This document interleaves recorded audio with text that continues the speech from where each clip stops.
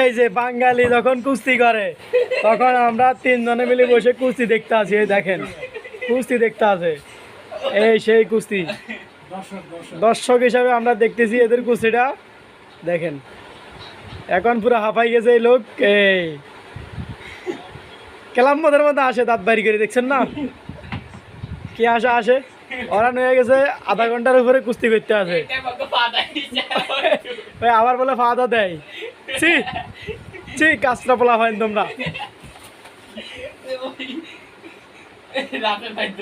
মার মার মার ওরে মার ওরে মার মার মার মার মার মার মার।